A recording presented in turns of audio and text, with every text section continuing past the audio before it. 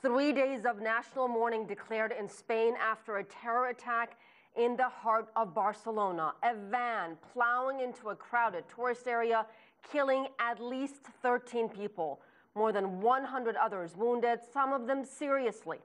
The Islamic State claiming responsibility. 2 people have been arrested so far, with more suspects possibly at large. Joining us on the phone from Barcelona is our correspondent Dan Williams. Dan, do we know what happened to the driver of this vehicle?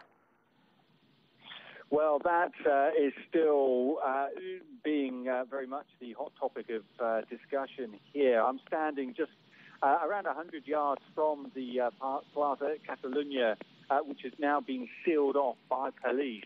As you can imagine, it's a scene of chaos here. Hundreds of security personnel. There's police cars and sirens all over the city, as well as lines of ambulances as well.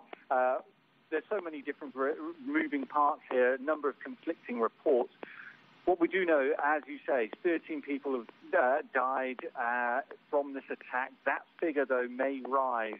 And we're also told that upwards of 100 people have been injured. 15 remain very much in a serious condition. Now, 2 people were arrested. One, we're told, was a Spanish national, the other one a Moroccan, but neither was the driver of the van. Now, that person, as you say, remains very much at large. Police, though, according to reports, say they do not think that he is armed. Now, there was an explosion on Wednesday evening. 1 person died in that. That, police say, it does appear as though that was linked to the attack. But a further man who was shot dead after running over 2 police officers at a checkpoint, there's no evidence at this stage to say that, though, was related. Now, the police did release earlier a photo of Driss Ubakir. Now, that photo, they say, was the person who rented out the van, but he handed himself in, according to reports, some 106 kilometers away. He claims that the documents were stolen. So, again, a certain amount of confusion as to who exactly remains at large and exactly how all of this huge terrorist incident, as to who exactly was kind of behind the whole thing.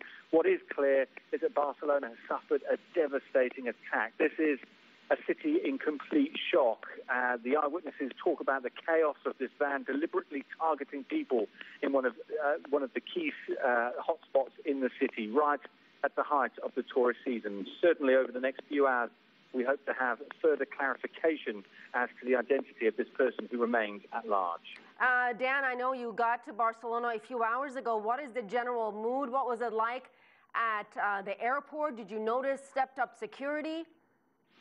Well, certainly at Madrid airport, as I left there, there was very much a sense of heightened police presence. You saw a lot of police walking around with automatic weapons, wearing bulletproof armor. But this also has to be remembered that Spain has been on a terror alert of 4 out of a possible 5, and has been for the last couple of years.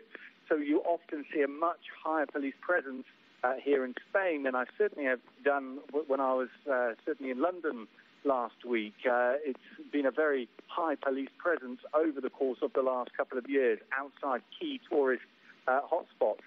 And that certainly is the case. As arriving here in Barcelona, the airport not so much, but right here, right now, I can tell you that the place, as you would imagine, as you would expect, is absolutely swarming with security, with police, with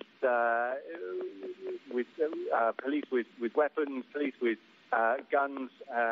Certainly, one would imagine trying to find out more as to whereabouts the location is of this person, the driver, who appears at this stage. And we are, of course, being subject to media reports and to police spokespeople as an ambulance comes past me. But certainly it would appear as though that will continue to be the key focus of the investigation.